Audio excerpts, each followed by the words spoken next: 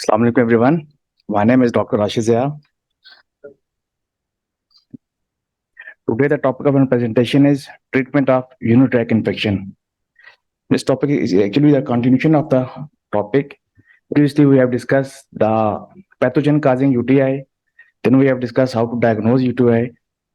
Today we will discuss the antibiotics commonly used in urology, source control and management of sepsis. The treatment with antimicrobials has minimized the morbidity and mortality, and the goal of treatment is to treat or eradicate the infection by selecting appropriate antibiotic that would target the specific bacterial susceptibility. And there is three fundamental rules that prescribing physician should have the knowledge of the choice of various antibiotics that he has, and the understanding of their mode of action and their possible side effects. Antibiotics commonly used in urology. We will discuss the mechanism of action of antibiotics, their spectrum of activity, their side effects, their contraindication, and antimicrobials in pregnancy. There are some potential side effects which are applicable to almost all antibiotics, and these are allergic reaction, hypersensitivity, rash, yeast infection, GI upset, and pseudomembranous colitis. Can anyone in the audience describe the mechanism of action of antibiotics? Pharmacology में जो हमने पढ़े थे, किस level पे कौन सी antibiotics act करती? हाथ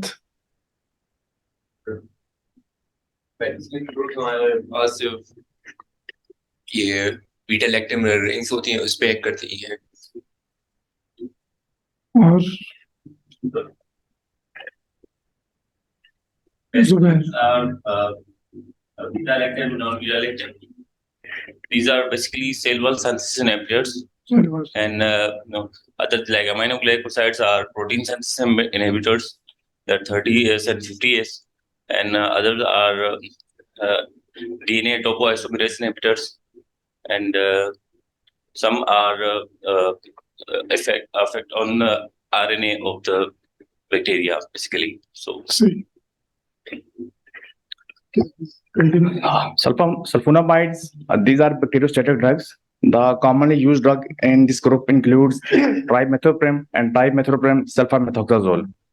This drug acts by inhibiting the synthesis of tetrahydrofolic acid, which is necessary for bacterial DNA synthesis. By this way, they inhibit the bacterial growth. These drugs are inexpensive, has a minimal effect on normal gut flora. They are very effective against gram-positive organisms like Staphylococcus, and gram-negative organisms like most Enterobacteriaceae like E. coli and Klebsiella species.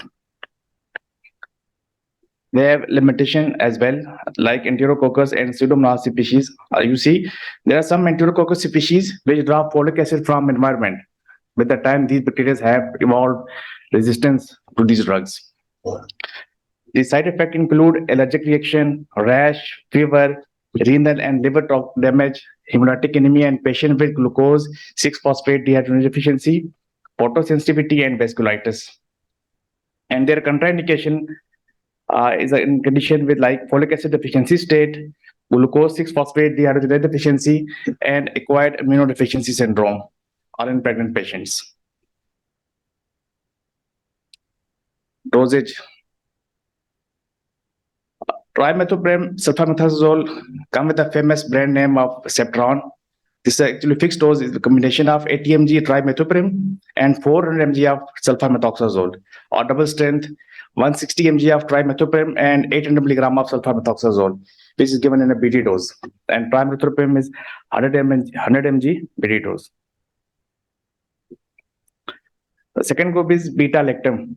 Actually, three groups of antibiotics like penicillin, cephalosporin, and estrogen. They have beta lactam ring. This beta lactam ring bind with an enzyme which is called transpeptidase, and transpeptidase enzyme is required for the cell wall synthesis of the bacteria. So these drugs irreversibly inhibit the bacterial growth by inhibiting the enzyme transpeptidase. So ampicillin and amoxicillin have very good activity against enterococci, streptococci, and Proteus mirabilis species. However, some gram-negative bacteria, they have developed an enzyme which is called beta-lactamase. These enzymes inhibit the beta-lactam rings. So we have another salt which is called clavulanic acid. This salt inhibits the beta-lactamase enzyme. So if we are adding clavulanic acid with amoxicillin, we will get a drug which is commonly used as augmentin. And these drugs are more active against gram-negative bacteria. Augmentin drugs- is basically the market name. Co-amoxiclav is basically the use. Co-amoxiclav, yes sir. Amoxicillin with clavulanic acid. Methicillin, daticillin, and augmentin are resistant to beta-lactamase. First generation cephalosporin have very good activity against gram-positive bacteria, E. coli, Proteus, and Klebsiella species. And there is one exception which is MRSA.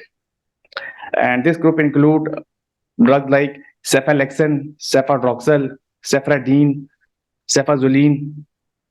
Second generation have increased activity against anaerobes and H. influenza. And this group, C-chlor, cefaclor, cefotetan, and ceforexime. Third and fourth generation have broader coverage against gram-negative with less gram-positive effectiveness. And third generation cephalosporin include cefixime, ceftriaxone, cefoxitin, and fourth generation includes cefepime. Penicillin have following side effects like allergic reaction, rash, diarrhea, anaphylaxis. Cephalosporins have allergic reaction, rash, fever, anaphylaxis.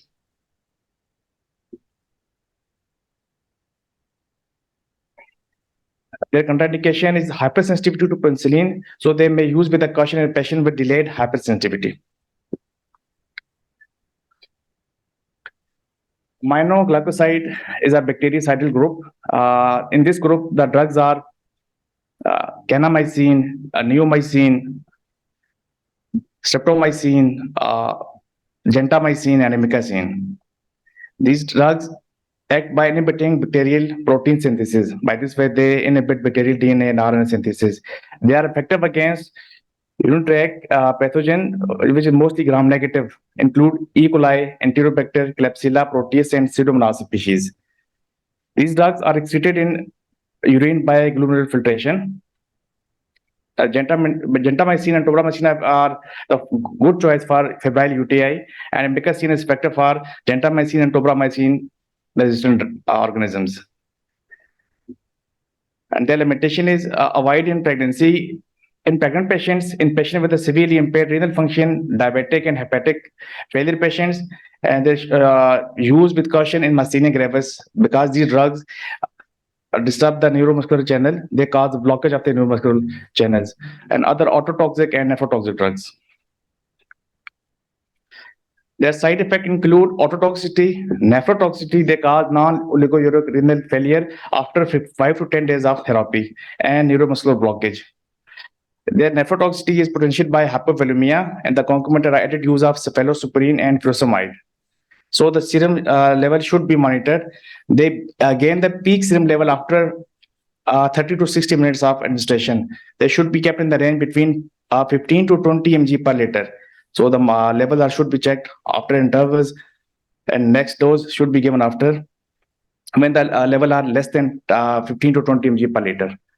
The dosage include gentamicin 7 mg per kg and tobramycin 5 to 7 mg per kg. In the case of amikacin, the dose is 15 mg per kg.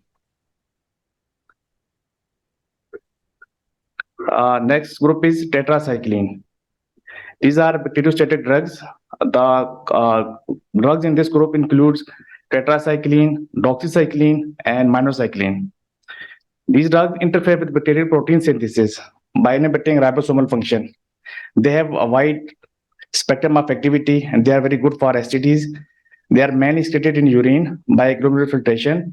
Their side effect includes photosensitivity, hepatic toxicity, and the staining of the teeth in children. So they should not be used in pregnancy or children less than 16 years. And their GI absorption is decreased if they are taken with food. Next drug is clindamycin. Clindamycin inhibits bacterial protein synthesis, and it is very effective against gram-positive organism and anaerobes, including Bacteroides fragilis. The side effects include GI disturbance, mostly diarrhea and pseudomonas colitis, which is the secondary to Clostridium difficile, and their dose is 600 to 900 milligram QID.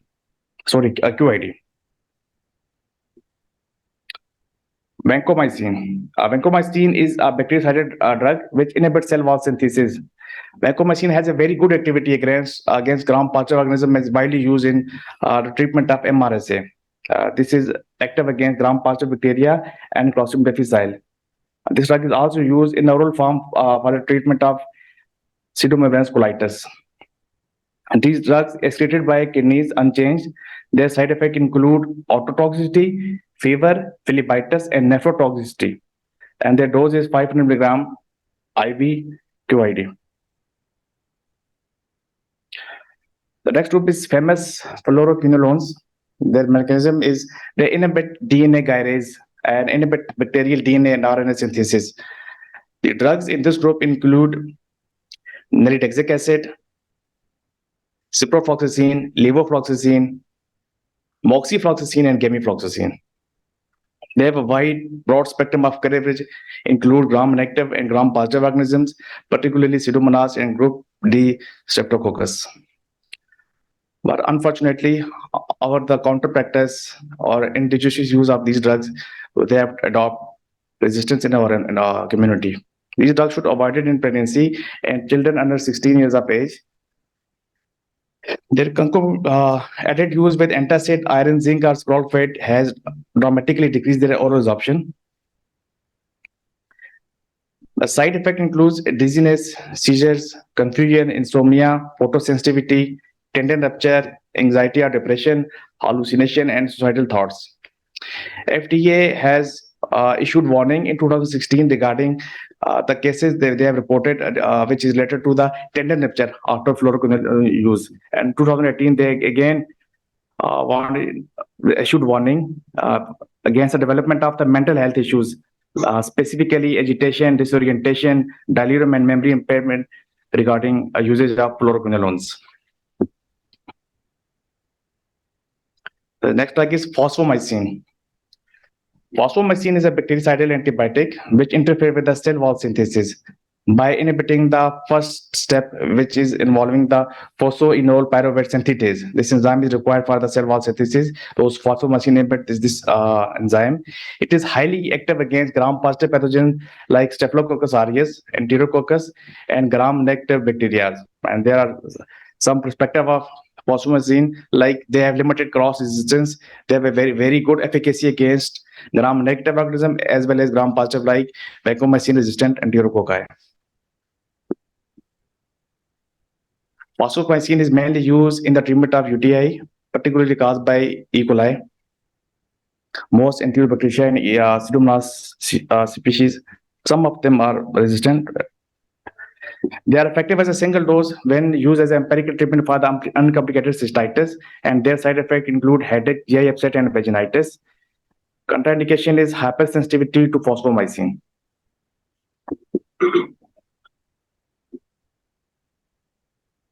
The next drug is nitrofurantoin.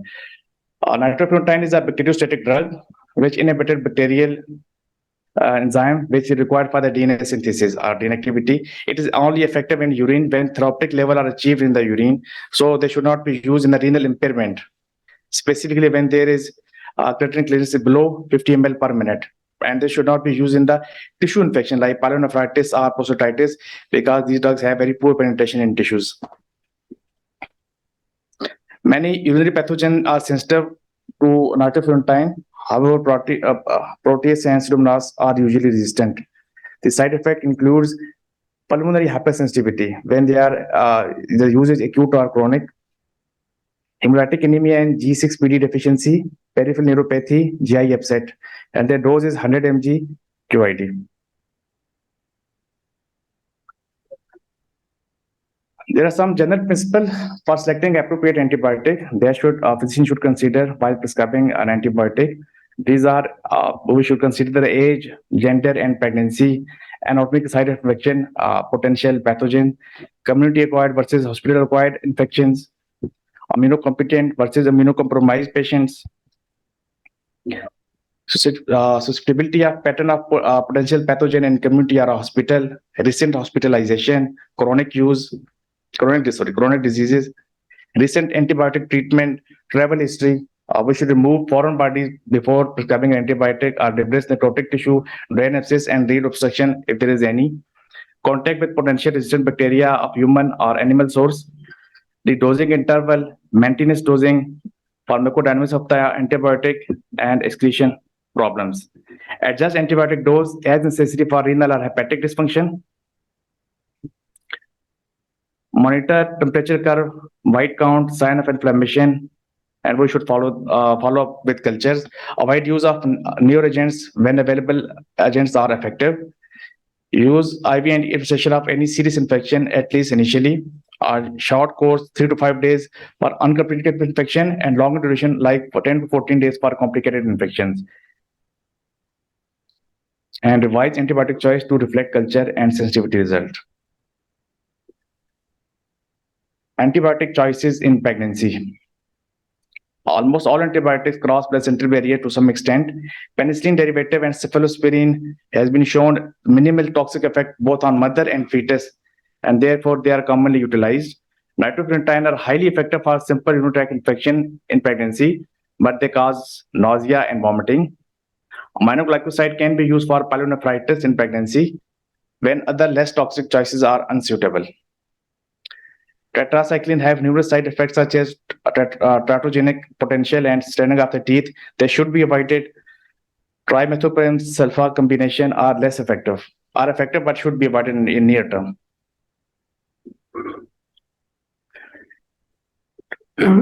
There's a question that should we prescribe the antibiotics or we should involve the infectious disease team?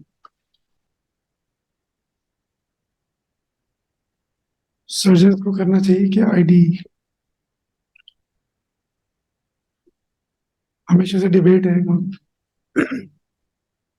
but there should be an antibiogram of the hospital according to which you can start or stop the antibiotics or de-escalate or escalate the antibiotic.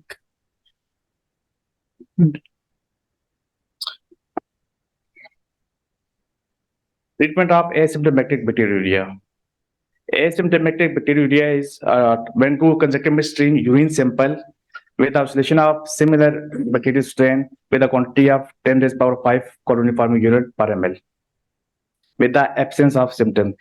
There is no use of antibiotics or treatment of asymptomatic bacterial informing condition like the woman without risk factors, patient with well-regulated diabetes mellitus, postmenopausal woman, elderly institutionalized patients, patient with dysfunction or reconstructed lower unit tracts, patient with renal transplant, patient prior to arthroplasty surgeries, patient with recurrent UTI.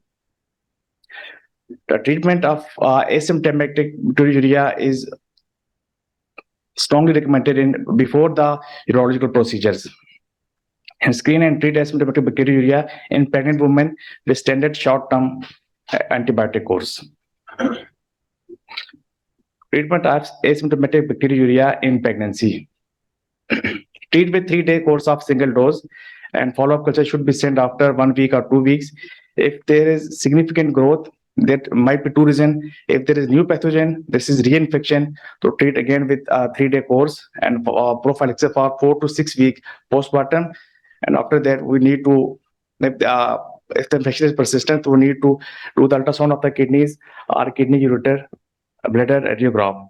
If after the treatment, short course treatment, if there is identical pathogen, there must be a relapse after failure of the treatment. So we should give prophylaxis until the 4 to 6 weeks of postpartum, and then we check the upper tract like ultrasound of the kidneys and the radiographs. Recurrent UTI. Recurrent UTI is 2 culture proven infection within 6 months or 3 or more than 3 proven cultures within 12 months. Either it is reinfection or persistence of infection If there is an infection with another pathogen 2 weeks after completing the giving the complete course, it is called reinfection. It is a culture with the same bacteria within 2 weeks of treatment, it is called the persistence of UTI. And there are some risk factors involved which are linked with the recurrent UTI. The risk factors which are linked with the young and premenopausal women include sexual intercourse, use of spermicides, a new sexual partner, a mother with a history of UTI during childhood, and blood groups antigen security status. There are some individuals who have a specific like ABO blood group system. They have this blood group in their other body fluids. They are antigen critical status, so they are more susceptible to infections. Risk factors with postmenopausal women: history of UTI before menopause, urinary incontinence, atrophic vaginitis due to estrogen deficiency, cystocele, increased post-void urine volume, blood group antigen security status, urinary catheterization and functional status, and nutrition in elderly sterilized women. Management of recurrent UTI. One is the first thing is behavioral modification, post-coital whitening, increased fluid intake, wiping, adopting good wiping habit like wiping from front to back and avoid wiping from back to front, avoid douching and occlusive underwear. Use of vaginal estrogen replacement in postmenopausal women. These vaginal estrogen replacement can be in market in the form of creams and pessaries. Use aminoactive prophylaxis. Oral immunotherapy with OM89 is effective and safe method for prevention of recurrent UTIs compared to placebo at short-term follow-up. Prophylaxis with vaginal probiotics like lactobacillus species has been beneficial clinical impact on restoration of vaginal flora and recurrent UTI prevention. The efficacy of cranberry products is very unclear, and recent studies endovesical installation of hyaluronic acid and chondroitin sulfate has been used for glycosaminoglycan layer replenishment, which is in the treatment of interstitial cystitis, overactive bladder, radiation cystitis, and the prevention of recurrent UTIs. Antibiotic prophylaxis in recurrent UTI. Antibiotic prophylaxis is the most effective approach against recurrent UTI treatment. Continuous or postcoital antimicrobial prophylaxis to prevent recurrent UTI when antimicrobial intervention has failed. For patients with good compliance, self-administered short-term antimicrobial therapy should be considered, but this regime should be limited to the educated patient or patient who have the good awareness regarding their disease. We have three possible ways for the treatment of recurrent UTI, like we can give them long-term low-dose prophylaxis, self-medication for 3 days course or single dose, or physician control treatment for 3-day course or single dose, followed by urine cultures. Catheter-associated UTIs. Catheter-associated UTI is a UTI occurring in a person whose urinary tract is currently catheterized or has been catheterized in past 48 hours. So, if there is a sole indicator of pyuria with no symptoms, there should no use of treatment. Do not use the presence or absence of cloudy urine alone to differentiate catheter-associated asymptomatic bacteriuria from catheter-associated UTI. Limiting catheterization in nursing home patient have reported successful catheter-associated UTI reduction and reduced catheter usage. The recommendation in catheter-associated UTI are treat symptomatic catheter-associated UTI according to the recommendation for complicated UTI. This is the algorithm for the treatment of complicated UTI. Use amoxicillin plus aminoglycosides. Use a second generation cephalosporin plus and aminoglycosides. A third generation cephalosporin IV as empirical treatment for complicated UTI with systemic symptoms. Use only ciprofloxacin in the following condition: if the percentage of resistance is less than 10%, where entire treatment is when the entire treatment is given orally, our patient who do not require hospitalization, our patient has anaphylaxis for beta-lactam antimicrobials. Do not use ciprofloxacin or fluoroquinolones for the empirical treatment of the complicated UTI. The patient who have used fluoroquinolones in last 6 months, manage any urological abnormality or underlying complicating factors. A second recommendation is take a urine culture prior to initiating antimicrobial therapy in catheterized patient in whom the catheter has been removed. Do not treat catheter-associated asymptomatic bacteriuria in general. Treat catheter-associated asymptomatic bacteriuria when urological intervention is required, like TURP. Replace or remove indwelling catheter before starting antimicrobial therapy. Do not apply topical antiseptic or antimicrobials to the catheter, urethra, or meatus. Do not use prophylactic antimicrobials to prevent catheter-associated UTI. Do not routinely use antibiotics prophylaxis to prevent clinical UTI after urethral catheter removal. The duration of catheterization should be minimal. Use hydrophilic coated catheter to reduce catheter-associated UTI. Do not routinely use in adult patients antibiotic prophylaxis to prevent clinical UTI after urethral catheter removal or in patient performing intermittent self-catheterization.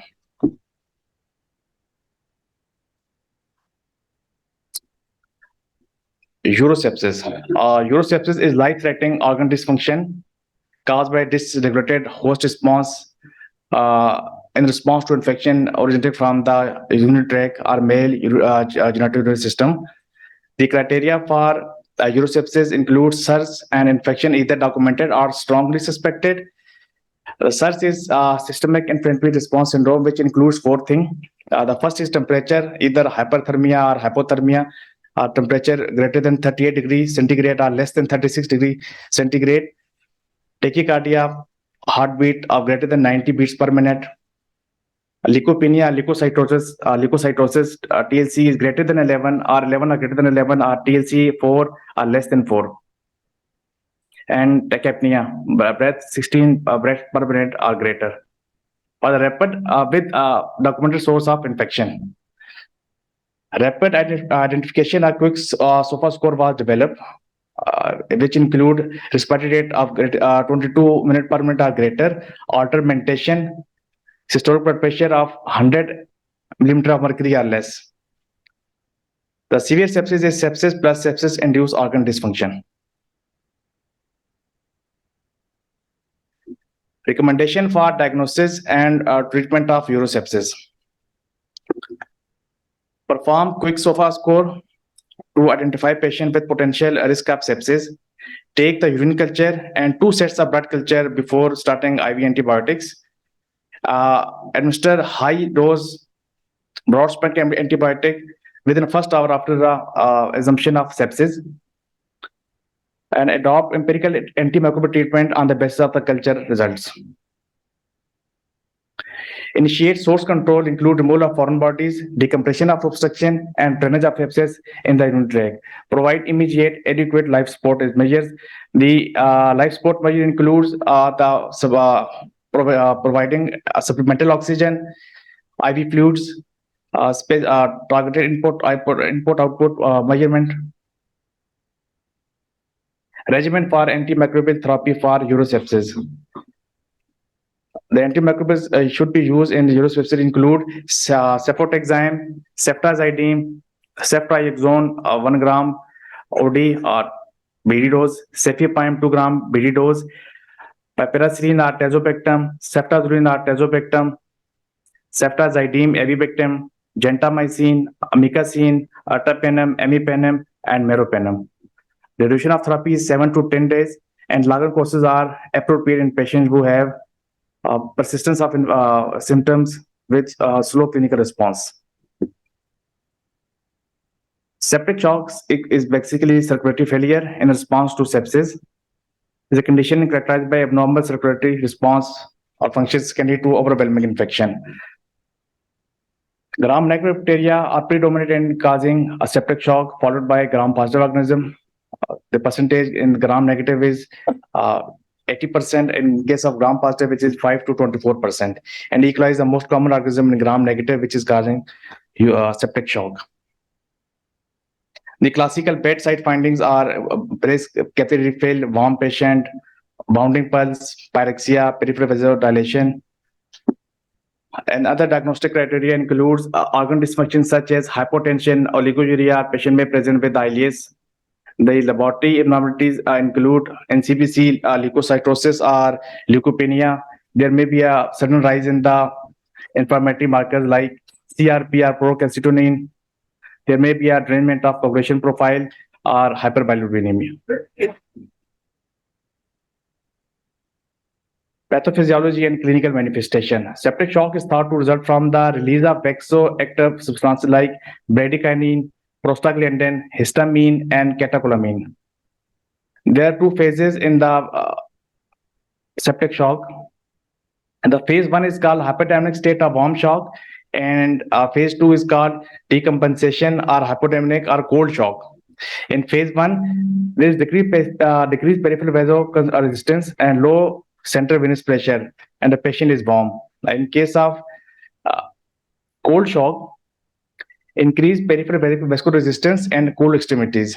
Fever, leukocytosis, and profound metabolic disorders are usual in cold shock. How to diagnose a patient with septic shock? Septic shock present initially as altered mental status, hyperventilation, and respiratory alkalosis. Workup should begin with a history, complete physical examination, urine analysis, CBC, LFTs, and electrolytes. Patient should be pain culture, including blood culture, urine culture, sputum culture, and wound culture prior to starting antibiotic therapy.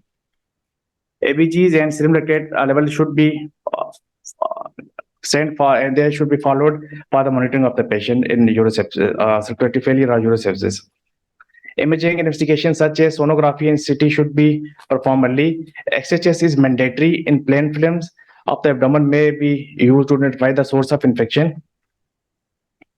Management guideline. The most important aspect of management is to eliminate the source of infection. Our abscess must be drained and obstructive uropathy must be relieved, and wound should be debrided if necessary. Broad spectrum antibiotic should be immediately starting either alone or in the combination with aminoglycoside without waiting for culture results. If the infection is hospital acquired or patient have multiple infection or immunocompromised or severely ill, aminoglycoside and anti-pseudomonas beta-lactam or third generation cephalosporin should be used. A central line should be placed for the replacement of IV fluids and monitoring of central venous pressure. Fluid resuscitation is best using crystallite, colloid, or blood products. Blood products is given like in the condition of FAPs can be given in the condition like DIC when patient is bleeding due to infection or anemia. If additional blood groups support is needed, vasoactive agents like phenylephrine, norepinephrine, vasopressin, and dopamine can be started. Maintenance of blood glucose level below 110 milligram per deciliter and with insulin therapy. Intubation with mechanical ventilation and positive and expiratory pressure PEEP are important for the patient developing respiratory failure and shock lungs. Monitor patient progress with ABGs and serum lactate level.